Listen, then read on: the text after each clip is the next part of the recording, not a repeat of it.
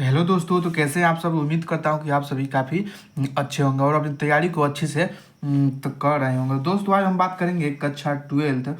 तो आज हम बात करेंगे कक्षा 12 बायोलॉजी के बारे में। तो आज हम डिस्कस करेंगे कक्षा 12 बायोलॉजी के बारे में। तो आज हम डिस्कस करेंगे कक्षा 12 बायोलॉजी के बारे में। ठीक, तो चैप्टर है आपका 2। चैप्टर 2 कह रहा है मानव जनन। चैप्टर 2 क्या है आपका?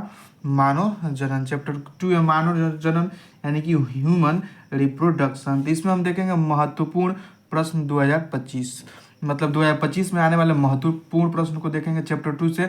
चैप्टर 2 का नाम क्या है? मानव जनन यानी कि ह्यूमन रिप्रोडक्शन। सबसे पहले तो इसमें 3 चित्र हैं। जी हाँ दोस्तों, इसमें 3 चित्र हैं और तीनों चित्र काफ़ी इंपॉर्टेंट है। चलिए एक एक करके डिस्कस करते हैं। सबसे पहला चित्र है जो कह रहा है नर जनन तंत्र का नामांकित चित्र बनाइए। कह रहा है नर जनन तंत्र का नामांकित चित्र बनाइए। जी हाँ दोस्तों, यह भी काफ़ी इंपॉर्टेंट है।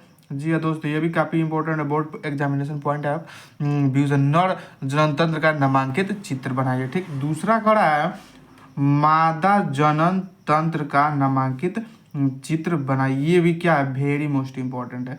जी हाँ दोस्तों, ये भी वेरी मोस्ट इंपॉर्टेंट है कि मादा जनन तंत्र का नामांकित चित्र बनाइए। तीसरा कह रहा है शुक्राणु। जी हाँ दोस्तों, शुक्राणु यानी कि स्पर्म की संरचना का नामांकित चित्र बनाइए। जी हाँ दोस्तों, ये भी काफ़ी इंपॉर्टेंट है। जी हाँ दोस्तों, ये भी काफ़ी क्या है? इंपॉर्टेंट है, यानी कि शुक्राणु की संरचना का नामांकित चित्र। जी हाँ दोस्तों, तीनों चित्र में से एक चित्र कंफर्म है, वो भी कितना 3 या 4 नंबर में पूछेगा। जी हाँ दोस्तों, तो ये आपका एक चित्र कंफर्म है। सबसे ज़्यादा मादा जनन तंत्र और शुक्राणु जनन, ये दोनों में से कोई एक कंफर्म है पक्का।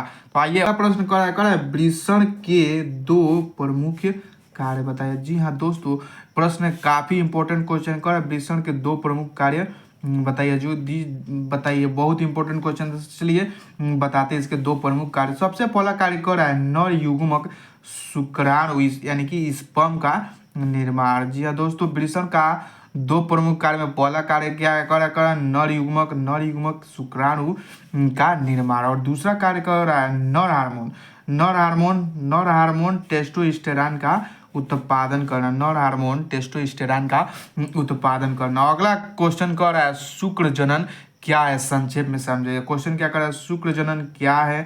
संक्षेप में समझिए। जी हाँ दोस्तों, ये पूछ रहा है शुक्र जनन क्या है, इसको संक्षेप में समझाना है। तो इसका उत्तर कह रहा है नर के प्राथमिक जनन अंग जो कि क्या है? वृषण से शुक्राणु यानी कि स्पर्म बनने की क्रिया को शुक्राणु जनन कहते हैं। जी हाँ दोस्तों, आइए एक बार और समझते हैं। कर शुक्राणु जनन क्या है? संक्षेप में समझाइए। तो इसका उत्तर कर रहा है नर के प्राथमिक जनन अंग यानी कि वृषण। नर के प्राथमिक जनन अंग क्या होता है? वृषण। कर रहा है नर के प्राथमिक जनन अंग वृषण से शुक्राणु यानी कि स्पर्म बनने की क्रिया को शुक्राणु जनन कहते हैं। ठीक, जैसे मान लीजिए टेस्टिज है, मान लीजिए क्या है? टेस्टिज है। टेस्टिज में क्या होगा? शुक्राणु जनन होगा यानी कि स्पर्मेटोजेनेसिस होगा, तो स्पर्म का निर्माण होगा। और स्पर्म क्या है? मेल गैमिट है। और स्पर्म क्या है? मेल गैमिट्स है। तो आइए और आगे देखते हैं। प्रश्न आगे कर रहा है अंड जनन क्या है? संक्षिप्त में व्याख्या कीजिए। अंड जनन क्या है? संक्षिप्त में व्याख्या कीजिए। कह रहा है अंड जनन क्या है? संक्षिप्त व्याख्या कीजिए। अंड जनन क्या है? संक्षिप्त व्याख्या कीजिए। तो इसका उत्तर कह रहा है अंडाशय से एक क्या कर रहा है? अंडाशय से एक बनने की क्रिया को अंडजनन कहते हैं। उत्तर कर रहा है अंडाशय से एक बनने की क्रिया को अंडजनन कहते हैं। अंडाशय से एक बनने की क्रिया को क्या कहते हैं? अंडजनन कहते हैं। अंडाशय से एक बनने की क्रिया को क्या कहते हैं? अंडजनन कहते हैं। और कह रहा है अंडजनन की शुरुआत, जो अंडजनन की शुरुआत होती है वो गर्भावस्था के दौरान होता है। अंडजनन की शुरुआत किससे होती है? गर्भावस्था के दौरान होती है। तो आइए और एक इम्पोर्टेंट क्वेश्चन के बारे में डिस्कस करते हैं। मासिक धर्म क्या होता है? अगला क्वेश्चन कर रहा है मासिक धर्म यानी कि मेंस्ट्रुअल साइकिल क्या होता है? समझाकर लिखिए। मासिक धर्म जिसको हम लोग पीरियड भी कहते हैं, मासिक धर्म जिसको हम लोग पीरियड भी कहते हैं। मासिक धर्म क्या होता है यानी कि मेंस्ट्रुअल साइकिल क्या होता है, इसको समझाकर लिखिए। तो इसका उत्तर कर रहा है मादा प्राइमेट जैसे। उत्तर कर रहा है मादा प्राइमेट जैसे कपि, बंदर और मानव। मादा प्राइमेट जैसे बंदर, कपि और मानव में होने वाले जनन चक्र को मासिक धर्म या फिर माहवारी कहते हैं। ठीक, क्या करा मादा प्राइमेट जैसे कपि, बंदर और मानव। मादा प्राइमेट कौन कौन से? कपि है, बंदर और मानव में होने वाले जनन चक्र को मादा में या फिर मानव में होने वाले जनन चक्र को मासिक धर्म कहते हैं या फिर माहवारी कहते हैं या फिर पीरियड कहते हैं या फिर मेंस्ट्रुअल साइकिल कहते हैं। ठीक, अगला कह रहा है मादा में मासिक धर्म 28 से 29 दिन के अंतराल पर होता है। यह एक एमसीक्यू क्वेश्चन बन सकता है कि मादा में मासिक धर्म कितने दिनों के अंतराल पर होता है। तो इसका उत्तर क्या है? मादा में मासिक धर्म 28 से 29 दिन के अंतराल पर होता है। अगला इंपॉर्टेंट पॉइंट है क्या? मादा में मासिक धर्म की शुरुआत मादा में मासिक धर्म की शुरुआत यौनावस्था या जो कि 12 से 14 वर्ष की आयु में शुरू होती है। ठीक, मादा में मासिक धर्म की शुरुआत यौनावस्था यानी कि 12 से 14 वर्ष की आयु में शुरू हो जाती है। अगला इंपॉर्टेंट पॉइंट कर रहा है किसी बालिका में सर्वप्रथम होने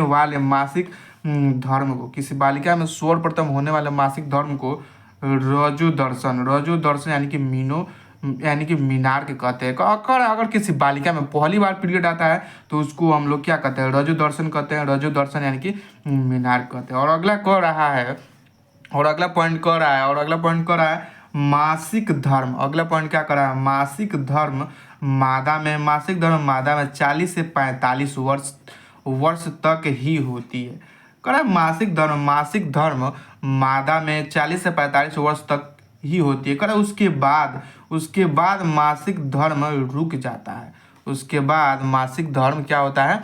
रुक जाता है। उसके बाद मासिक धर्म रुक जाता है। इस क्रिया को रजो निवृत्ति यानी कि मीनोपाज कहते हैं। इस क्रिया को क्या कहते हैं? रजो निवृत्ति यानी कि मीनोपाज कहते हैं। जी हाँ दोस्तों, ये जो क्वेश्चन है काफ़ी इंपॉर्टेंट है board examination point of view से। आइए, प्रसव व दुग्ध स्रावण क्या होता है?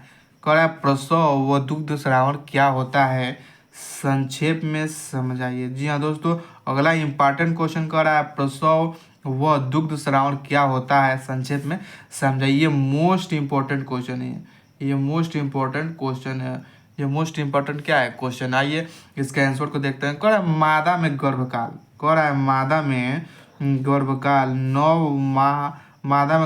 9 माह या 280 दिन। मादा में गर्भकाल 9 माह या 280 दिन या 40 से 45 सप्ताह का होता है। मादा में गर्भकाल 9 माह या 280 दिन या 40 से 45 सप्ताह का होता है। गर्भावस्था के अंत में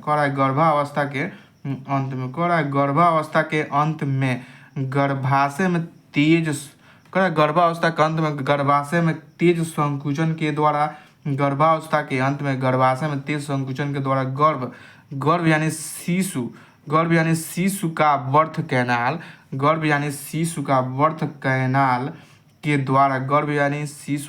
कैनाल के द्वारा शरीर से बाहर आने की क्रिया को प्रसव कहते हैं। शरीर से बाहर आने की क्रिया को प्रसव कहते हैं। ठीक, और इम्पोर्टेंट पॉइंट कर रहा है प्रसव यानी कि यह एक जटिल न्यूरल इंडोक्राइन प्रोसेस होता है। यह एक जटिल न्यूरल इंडोक्राइन प्रोसेस होता है। अगला कर रहा है गर्भावस्था के दौरान। आगे कर रहा है गर्भावस्था के दौरान मादा के स्तन ग्रंथियों में कई बदलाव आते हैं। गर्भावस्था के दौरान मादा के स्तन ग्रंथियों में कई बदलाव आते हैं। जिसके फलस्वरूप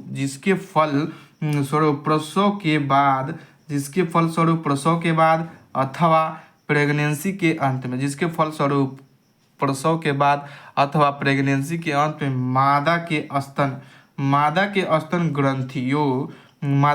ग्रंथियों से दुग्ध का स्रावण होता है। मादा के स्तन ग्रंथियों से दुग्ध का स्रावण होने लगता है। मादा का स्तन ग्रंथियों से दूध का स्रावन होने लगता है। करा इस क्रिया को दुग्ध सरावण कहते हैं। इस क्रिया को दुग्ध सरावण कहते हैं। इस क्रिया को दुग्ध सरावण कहते हैं। इस क्रिया को क्या कहते हैं? दुग्ध सरावण कहते हैं। करा नवजात शिशु का आहार, नवजात शिशु का आहार क्या होता है? माँ का दूध होता है। नवजात शिशु का आहार माँ का दूध होता है। माँ के दूध को हम लोग क्या कहेंगे? कोलेस्ट्रम कहेंगे या फिर खिस कहेंगे। कोलेस्ट्रम कहेंगे या फिर खिस कहेंगे। इसमें एंटीबायोटिक, इसमें एंटीबॉडी IgA पाया जाता है, जो बच्चों को इसमें एंटीबॉडी IgA पाया जाता है, जो बच्चों को बीमारी से बचाता है। जो बच्चों को क्या करता है?